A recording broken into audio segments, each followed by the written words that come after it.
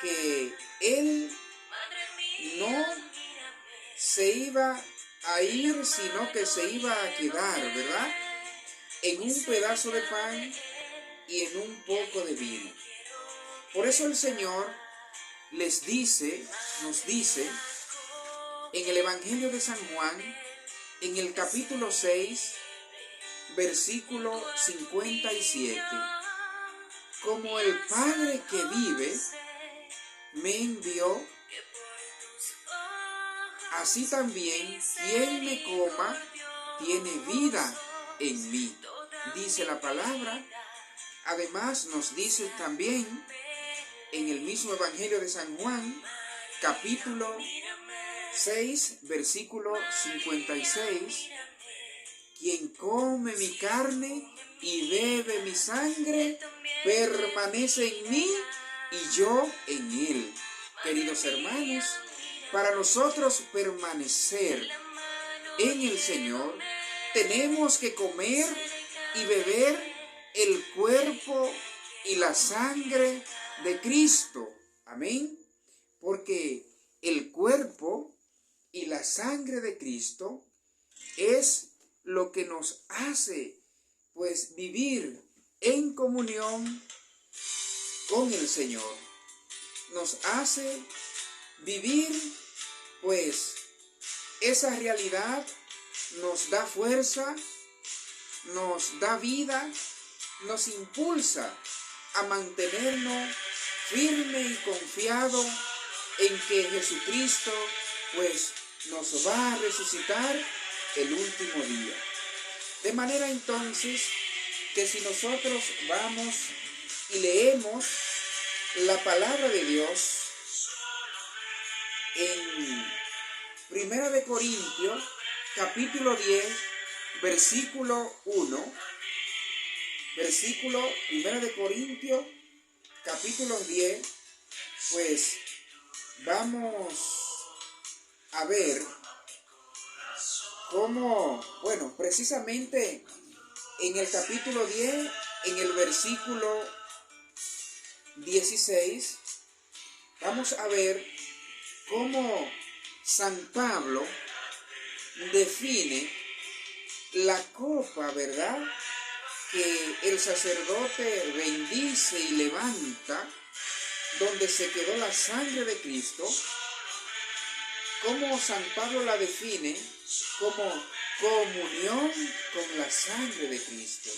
De igual manera, el pan, pues, que se nos da, que nos hace uno en Cristo, a lo que comemos de ese pan. Amén. Vamos a leer, pues, la palabra de Dios en Primera de Corintios, capítulo 10, versículo 15 en adelante. Pablo les dice a los corintios: les hablo como a personas sensatas. Juzguen ustedes mismos lo que hoy voy a decir. Cuando Pablo dice les hablo como a personas sensatas, está diciendo a personas que tienen razonamiento, a personas que entienden, a personas que son precisamente, pues, humildes, que se dejan llevar, ¿verdad? Se dejan guiar por lo que Jesucristo dijo. Persona que está dispuesta a aceptar la voluntad de Dios. No como dijeron los fariseos cuando Jesús les dijo: yo soy el pan bajado del cielo. Nos dice la palabra que ellos empezaron a murmurarlo, ¿sí? En el Evangelio de San Juan, en el capítulo 6, nos dice que ellos empezaron a murmurar y Jesús se dio cuenta, ¿sí?, de esto. Y ellos decían: no es el hijo de, este es el hijo de José. ¿Cómo viene a decir que ha bajado del cielo? Hermanos, los hermanos, pues, judíos, que son los mismos, pues, fariseos, ¿sí? Son los mismos descendientes de Israel, pero que fueron tercos. Por eso la palabra dice, la luz vino al mundo y los hombres prefirieron las tinieblas. Vino a lo suyo y los suyos no lo recibieron. Es por esto, queridos hermanos, que sigue diciendo San Pablo en la carta a los Corintios, nos dice: la copa de bendición que bendecimos no es comunión con la sangre de Cristo. Y sigue diciendo, y el pan que partimos no es comunión con la sangre de Cristo. Hermano, está claro aquí, en 1 Corintios capítulo 10, versículo 16, como San Pablo define claramente, pues, la copa, el cáliz, ¿sí?, lleno de vino, y el pan sin levadura, el pan partido, lo define como comunión con la sangre de Cristo. Por eso nosotros nos sentimos privilegiados, queridos hermanos, porque la única iglesia, pues, que tiene el cuerpo y la sangre de Cristo es nuestra iglesia católica, queridos hermanos. Hay que mirar, pues, que la Eucaristía como acción de gracia, pues, además de que es un sacrificio en acción, es también una ofrenda.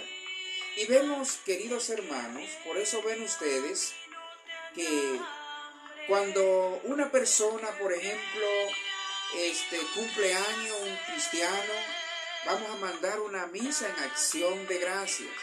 Vamos a mandar a hacer una misa en acción de gracias. Que una niña cumple sus 15 años, vamos a darle gracia, en acción de gracia al Señor.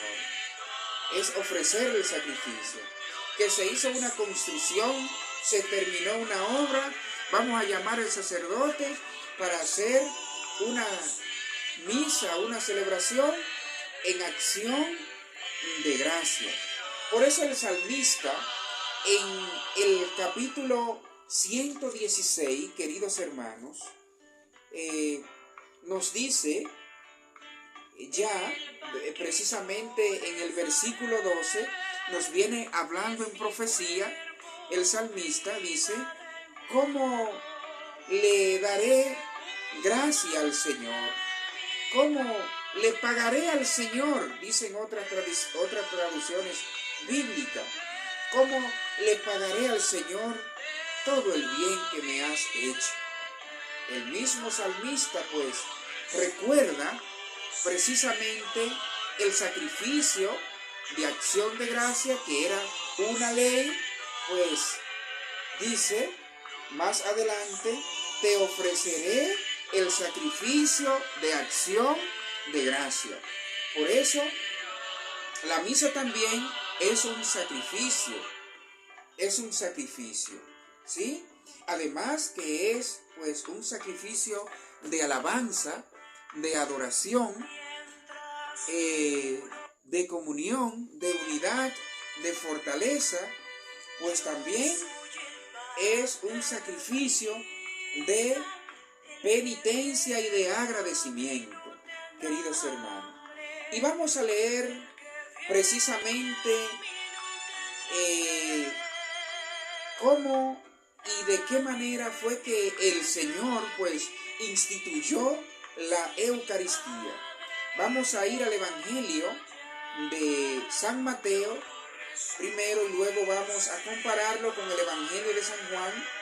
San Mateo capítulo 26, versículo 26 al 30. Leemos la palabra de Dios en el nombre del Padre, del Hijo y del Espíritu Santo. Amén. Mientras comían, Jesús tomó pan, pronunció la bendición, lo partió y lo dio a sus discípulos, diciendo: tomen y coman, esto es mi cuerpo. Después tomó una copa, dio gracias y se la pasó diciendo: beban todos de ella.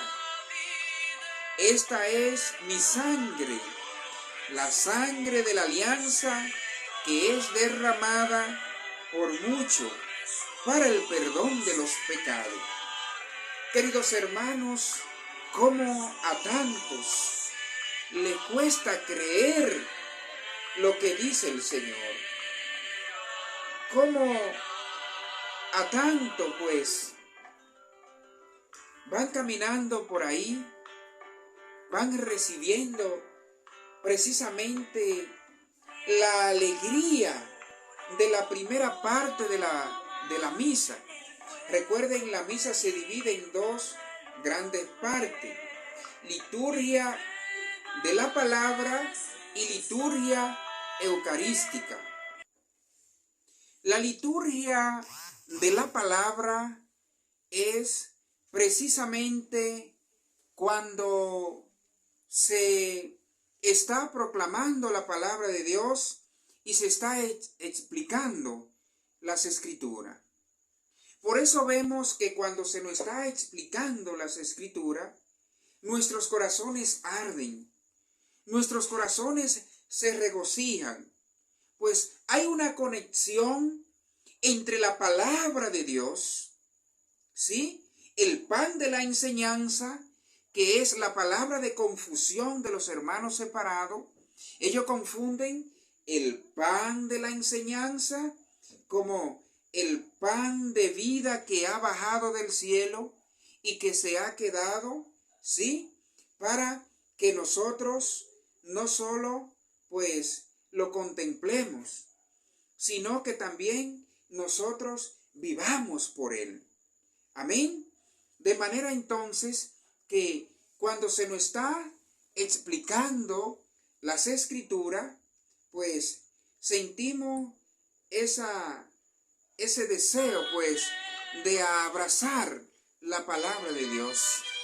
Y llegan a nuestras mentes pues los recuerdos que muchas veces nos han alejado de Dios, nos han alejado del camino de Dios, y vamos reflexionando en qué cosa pues le hemos fallado al Señor, ¿sí?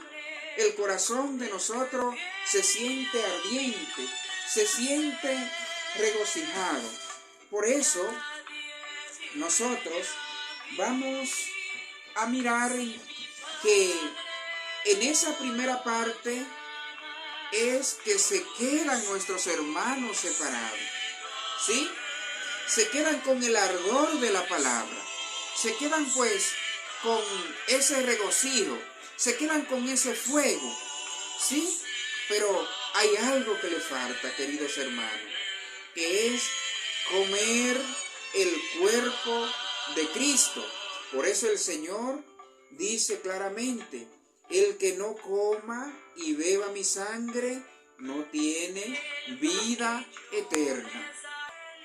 Así que vamos a mirar lo que nos dice la palabra de Dios en el Evangelio de San Lucas, capítulo 24, versículo 13 y siguiente. Vamos a leer nuevamente acá la palabra de Dios. En el nombre del Padre, del Hijo y del Espíritu Santo. Amén.